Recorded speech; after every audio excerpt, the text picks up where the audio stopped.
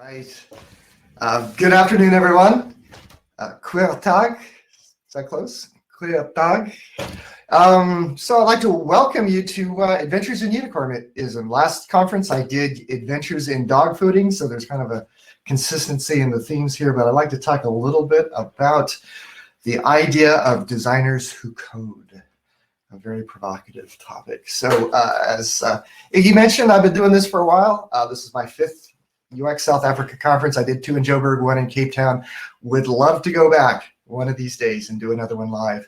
I've been doing UX design for 30 years, but the relevant thing about my background for this particular topic is I actually do have a background in coding. I actually have a master's degree in computer science and actually started my career as a front-end dev kind of accidentally, and then got more into the design side as I went because I just found it to be the most rewarding part. So that's a little bit about my background. I do have two books on UX design that are relatively recent, Intuitive Design and UI is Communication. And I'm mentioning them not because I have anything to do with this talk, but because if I don't do it, nobody else will. So if you're interested in looking at a different perspective on UX design, I think these are fantastic choices.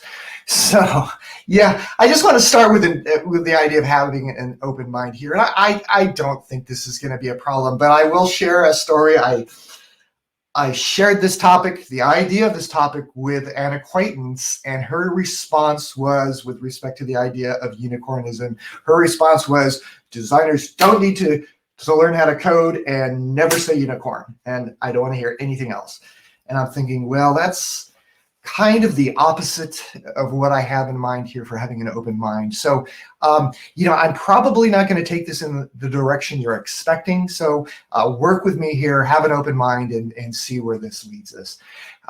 Yeah, and at the very least, I think we can use this as a technique for developing a little bit of empathy for our developers, just to have a better understanding of what it's like to be on the other side. So I thought it'd be fun to start with a fake job post, but have you seen this recent job post? Want to change the world. So for whatever reason, they always start with that. I don't know, every single job apparently changes the world, but we are looking for an experienced, kick-ass unicorn rock star. And that always seems to be the qualification, right? They want the kick-ass unicorn rock star, UX designer who can do it all and save us a ton of money. And that's, of course, the quiet part out loud. That's why they have those particular requirements. And a minimum of 10 years experience with HTML, JavaScript, CSS, TypeScript, Sass, React, Angular, Vue, Flutter, and Python is a plus. Never mind the fact that half of these technologies aren't even 10 years old yet. For some reason, this shows up in the job description. And if you're like me, you see job descriptions like this, you're wondering, what are they thinking here? This just doesn't make any sense. And so why do companies ask for UX designers who can code? I mean, this does happen from time to time. And so, the obvious reason, the thing we might immediately conclude is that they want designers to create production quality code. Another possibility is maybe they just need coding skills for the job, right? So if you know HTML or JavaScript or whatever, that's kind of a clue that you have these skills. So maybe they just want you to create interactive prototypes and they're just looking for some sort of coding ability for that type of work. Maybe it's just a proxy for tech savviness or flexibility. So the idea is, if you're the kind of designer who knows all about JavaScript, maybe you have the qualifications that they're looking for.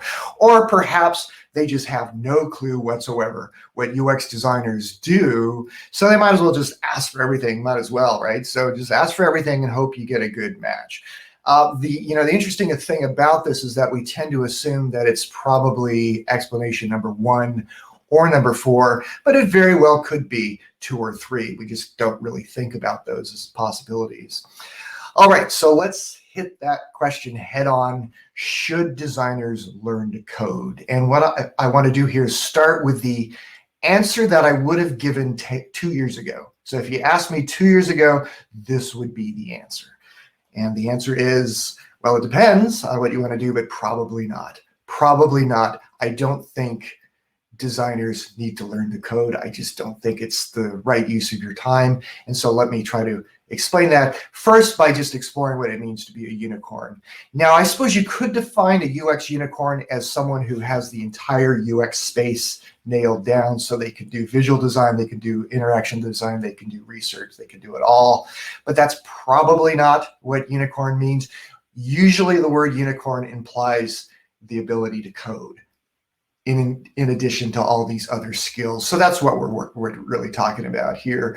For me, it's really more about definition number 3, which is that if you call yourself a UX unicorn, to me, what that's saying is that you really don't understand how little you actually know, because there's just so much involved in having mastery in any specific area that to claim to have mastery in all areas kind of suggests to me that you don't really have the skills you think you have. So that's why I never personally use the term myself, or I personally recommend not using that term to describe yourself. At least that's my personal reaction. Now, if you call yourself a unicorn, I'm sure your skills are awesome, but nevertheless, my preconceived notion is that if you call yourself a unicorn, I'm going to assume you don't really know how much you don't know. All right, so some reasons to not be a unicorn, and it boils down to this: I value expertise. So if you have expertise in a certain skill, to me, that's far more valuable than having familiarity with many skills. So if I'm working with someone on a project, I would prefer the one who's, oh my order's out of sequence here. But the reasons for this is there's only so much time in the day, right? We only spend so much time at work. That's just the reality. Everybody has the same 24 hours to work with. And so it's better to be focused in one area and really develop some expertise in that area. And I personally know how hard it is to be a specialist. I've been doing this for quite a while. I have a fair number of specialties, but I appreciate how difficult it is to build those skills. And so if someone is trying to do everyone, they just don't have that focus that's necessary to build that expertise. And also, of course, just a very practical limitation is that if you are a designer who codes, chances are your coding skills are not going to be anywhere near as good as the developer, even a junior dev who's been focused on that for a number of years. So, why would I prefer the designer's code over the dev's code? As it happens, I've been watching a lot of YouTube lately. I don't know about you, but during the pandemic, my lifestyle has changed a little bit, and one interesting thing is I'm watching a whole lot more YouTube than I used to. And one thing that showed up in my recommended list was this particular video that says don't become a full stack developer. So on the dev side, of course, full stack is someone who can do both front end and back end work. And I just always kind of perceive it's kind of like being a unicorn. It's like, ooh, full stack, ooh, you're a special person. But the interesting thing about this video is that the guy who's presenting it, Mark, he's basically saying, don't be a full stack developer. So why would that be? So what is his thinking here? Well, he looked at it in very objective terms, which is money. So I went out and looked at not starting salaries, but salaries for junior devs. And he started with full stack, and full stack junior devs make up a lot of money. It's good money. But then he looked at front-end developers who make more, and then back-end developers who make even more than that. And so his point was, well, why double the space that you have to deal with in order to make less money? And so his explanation for that is that simply, what job position is a junior full stack developer the best choice? And I think this is very analogous to what we're doing. What job is there where a junior UX unicorn is the best choice? So, all things being equal, if we had two candidates, one that was specialized and one that tried to do everything, and I had to choose between the two, and that's the only information I had to choose with, I'd go for the specialist because I think they're going to do better work. Now, if it happens to be the case that you're trying to do a bit of everything because you're a UX team of one, I think that's actually a better way of phrasing it rather than calling yourself a unicorn. Call yourself a team of one, call yourself a UX generalist. For me, honestly, the UX unicorn label sounds a bit arrogant. So I personally would recommend not using it. All right, so just one last thought here, and that is if we were to take a list of all the skills required to be a good UX designer, what would they be? So there's no system behind this. This is just a list I came up with at the moment. I didn't research this at all, but from top of mind, these are the order of which I would recommend learning skills. So, choose your area, be a UX interaction designer or a visual designer. Of course, you need to learn how to prototype. You need to learn how to communicate your design ideas effectively to your team, to your developers, to your managers, to your clients. You've got to know the design vocabulary. So, knowing your design system, knowing how to do things like designing for accessibility, that would be 3 on my list. Number 4 is what I'm calling real UX design. And this is enough for an entire topic unto itself. But I'll just make the provocative claim that I think that most people who call themselves UX designers are more actually UI designers. They're really doing UI work, and they're a little bit confused about the distinction. So I think there's a whole world of UX design that is a lot of people haven't really explored. So that's number 4. Number 5, of course, user research, user testing, usability testing, really, really important. Being able to look at your data and actually draw reasonable conclusions. Data analysis is a very important skill. Understanding the dev process and how things get done within your team, really, really important. Understanding how to work with developers and think like developers so that you can be persuasive and get things done, absolutely huge. And then at the very bottom, coding basics. So if you know HTML, JavaScript, CSS, etc., just knowing the basics actually can help you do a lot of things. Then intermediate coding skills, and then finally software engineering, really understanding software development as a dev would. And of course, the point behind this order here is that the coding skills are dead last, right? There's so many things you need to know before you get to these coding skills. So I would prioritize pretty much everything else ahead of this. All right. So as I mentioned, though, this is from my perspective from 2 years ago. So the question is, what changed? And the answer is, well, actually, before I get to the answer, so what changes? So my question then is, what changes? So suppose either you actually already know how to code, which is in my case as an example, or perhaps maybe you're motivated. Maybe you don't care about the whole salary thing or whatever. You're just interested. You're interested in learning how to create software because you want to know.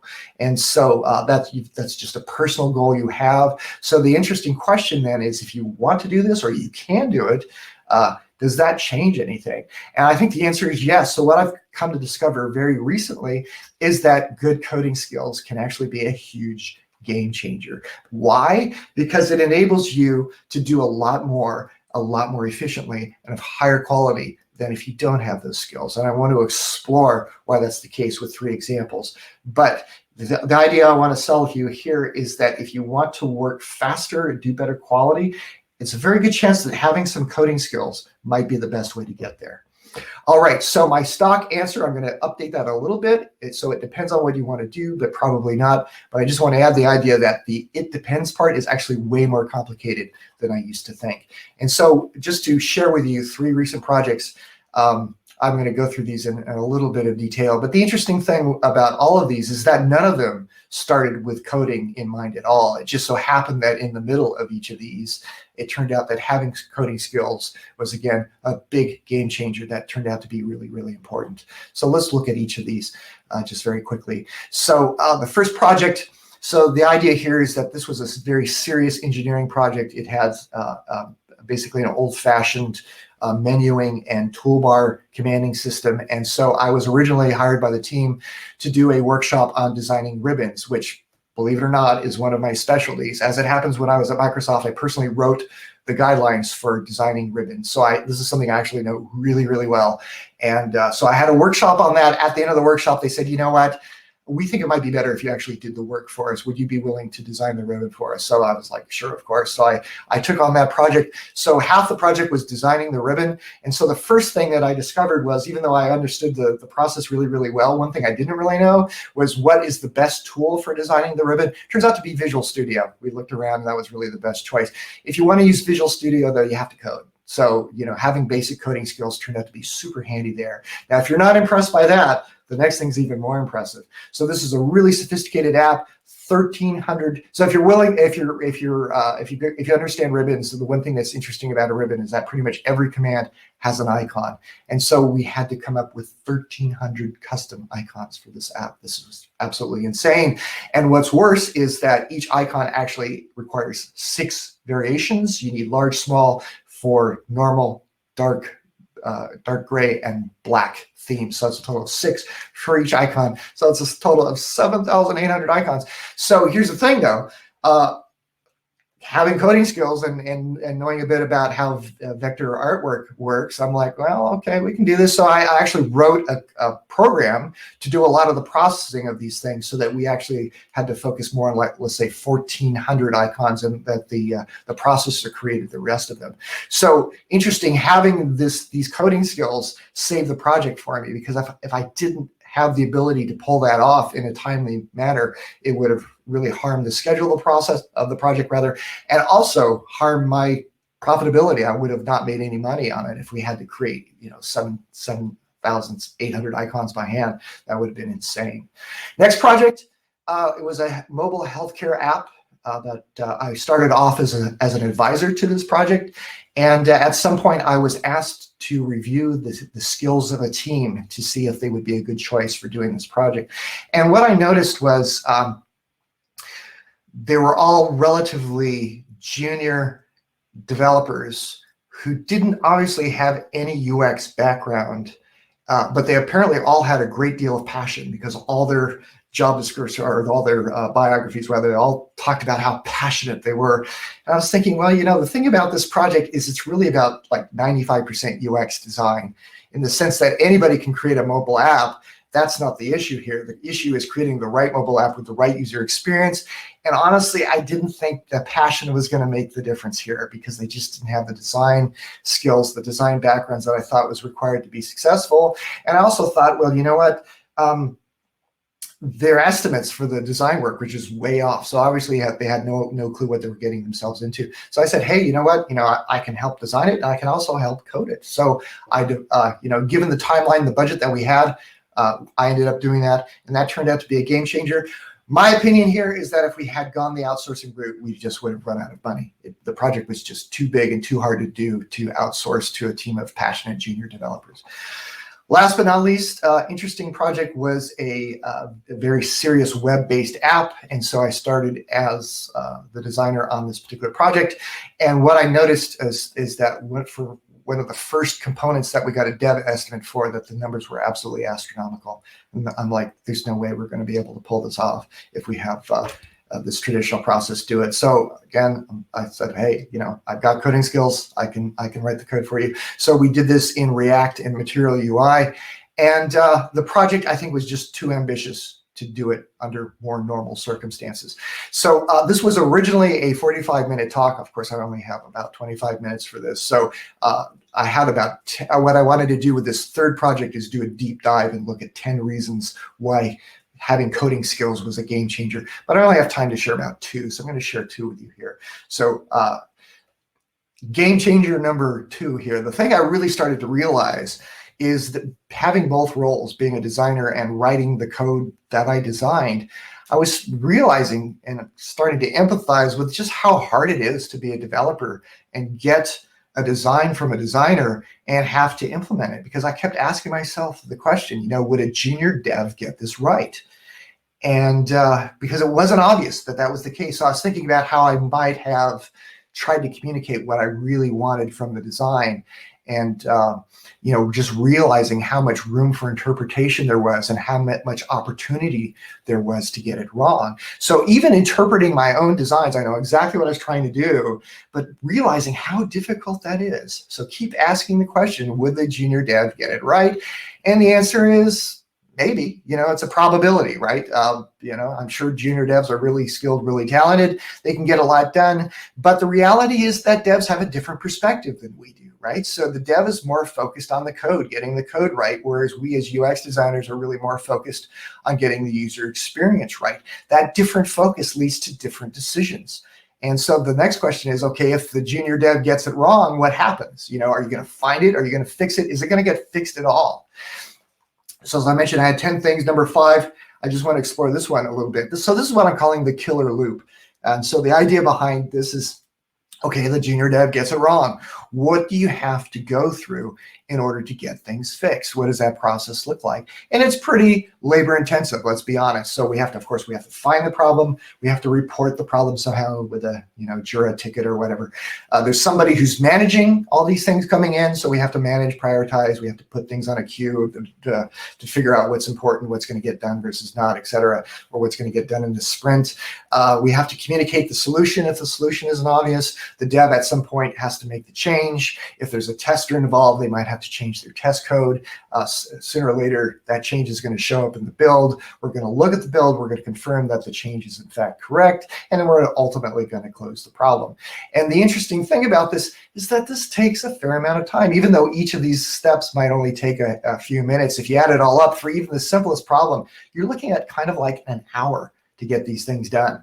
Whereas, interestingly enough, if you're both designing and developing, you can get that number down to literally seconds. And you might think, well, there's no way it's seconds. But yes, in React, it is in fact seconds. If you've got VS Code, you've got your UI up, you've got your code up, you realize there's a problem, you change the code, you hit Control S, within seconds, bang, the code is compiled and the UI refreshes. You can make changes incredibly quickly. The cycle here can be in seconds. And what's fascinating about this to me is that you could be in a situation where maybe you change the code 50 times in order to get it just right. You can do that if you're actually writing the code, whereas you could never do this 50 times and get away with that. If you tried to do the killer loop 50 times, somebody's going to notice, somebody's going to complain, somebody's going to be in trouble. There's only so much iteration you can do in practice if you've got a dev or a bigger team involved. When you're doing it yourself, you can do it in seconds, get it over with incredibly quickly. So it's a real game changer in terms of productivity. All right, so let's summarize. So again, my answer to the question is the question, should designers learn to code? I think it depends on what you want to do, but probably not. However, the it depends part is very, very complicated. About that job description that we looked at earlier, I thought it'd be a good idea to try to fix that. So let's try something a little bit better here. So, want to change the world? We are looking for a well-rounded, experienced UX interaction designer who is comfortable with technology and flexible enough to make the right things happen with our product and team, even when code is involved. And again, that quiet part out loud, and save us a ton of money. And that's important. Looking at our skill priorities list one more time. So of course, the bits in bold are the things you really need to focus on as a UX designer, and none of them really require coding skills. But my new realization is those skills at the bottom, if you have them, can be a game changer if you have the right opportunity. And so my advice is, as a UX designer, I really think it's important to stay focused. Try to build your skills in an area where you can have expertise. So no, you don't need to learn to code. But if you do have some coding skills, they can be a real game changer in terms of time, cost, quality, and flexibility. And even modest skills can help here. You don't have to be a full-fledged software engineer to pull this off. Even just basic skills can give you a little bit more flexibility than you might currently have now. So I would recommend looking for strategic opportunities to build these skills if you are so inclined. All right, very good. That's all I've got for today. So I'm not familiar. Uh-oh. So I just saw the word load shedding, so that's discouraging. Iggy, I don't know where we are and how the Q&A works, or even if we have time. We still have 5 minutes. Okay. So I was waiting for your lekker slide. It's a tradition. Yes. Thank you so much for that. Yeah, I think you definitely provided some thought-provoking slides and presented, I guess, scenarios that are practical. And I think that always helps to understand this idea of unicornism. So thank you for that, Everett. Always. I'm just waiting to check if anyone's adding any questions um, to the ask a question component. Okay. I see Lorenzo getting lots of comments, people enjoying it. So there's someone that was looking forward to Marguerite as well.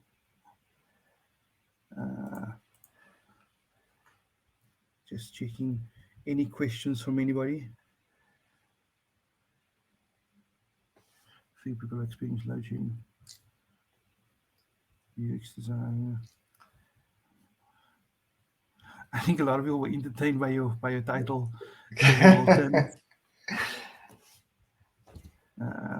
Johan said empathy for developers. That it's close to home. There's a question from Peter. If you want to add some coding to your UX background, where would they even start?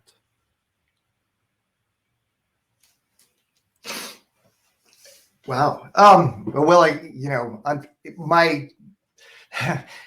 think the worst answer to any question, quite frankly, is it depends, but that's the first one that comes to mind. So, just have a clear goal is the first thing I'd think about is, what is it you're trying to do? Are you trying to have more flexibility as a designer? Yeah. If that's the case, then, understanding like CSS and also the dev tools in browsers. If you don't understand CSS and the dev tools in browsers, absolutely huge game changer right there. It really builds your skills in terms of understanding, if you're assuming you're designing for the web, understanding how the web works in terms of UI would be absolutely huge. But as I mentioned before, for me, the thing I've really personally changed a lot in the last year and a half of COVID is YouTube. And what's surprising is just how much good content there is out there. So you can pretty much choose any topic you want at any level you want and find pretty solid instruction out there for free. And so that'd be my first place, my first recommendation. Set a goal and just start to learn about it by watching YouTube videos. Thank you. We've got quite a few questions. So the next one, interesting one from Candice. Has anyone ever asked you if a dev should learn design skills?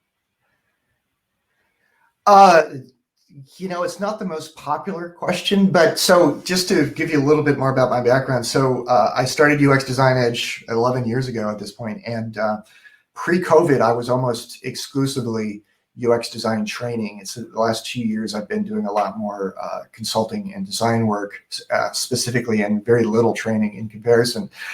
And my specialty, quite frankly, was training dev teams on how to design, in the sense that, my best customer would be the very sophisticated developer team, like I mentioned, the engineering app, the scientific app, kind of the, it's not like routine websites as much as it is, very serious in terms of like complexity type applications.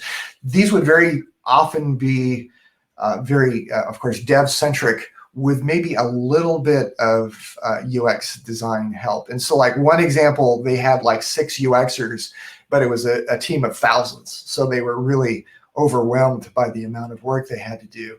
And so my sweet spot has always been to work with technical teams. And the idea would be, not really to turn devs into UX designers, but to make them more UX savvy. So that they understood what it's all about, understand what the process is, what the goals behind it are, how to tell good design from bad design, and how to embrace the whole thing rather than oppose it. And so that's kind of what I was doing for many, many years. So implicitly in that, of course, is the idea that, developers don't necessarily have to be designers, but they should be design savvy, because we all really need to be working together. Some people have perspective that we shouldn't attempt to do this, that we want to kind of keep our devs in the dark and not attempt to make them design savvy. I've never understood that perspective, though, because it just doesn't seem to be productive. We want to work together efficiently. We want everybody to be on board with what we're trying to do. That's what's required to do our best work. So again, kind of my sweet spot would be basically to make the technical team more design savvy, so that tiny UX resource that was shared by this enormous team could do their job more effectively. So I'm totally on board with that concept. Awesome, thank you. I see Candice has responded as well. And then the next question is from Jared. How do you encourage organizations to help designers upskill on coding, because that is still time to be accounted for? Yeah, I don't know. The world spins a whole lot faster when it's obvious that companies are saving money. So if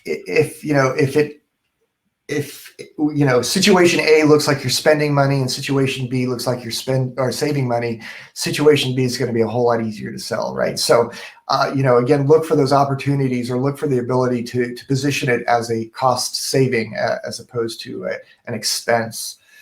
But that said, if your question boils down to who pays for the training, so here's the thing: as a UX consultant, I'm kind of used to paying for the training myself. It's my job to have the skills.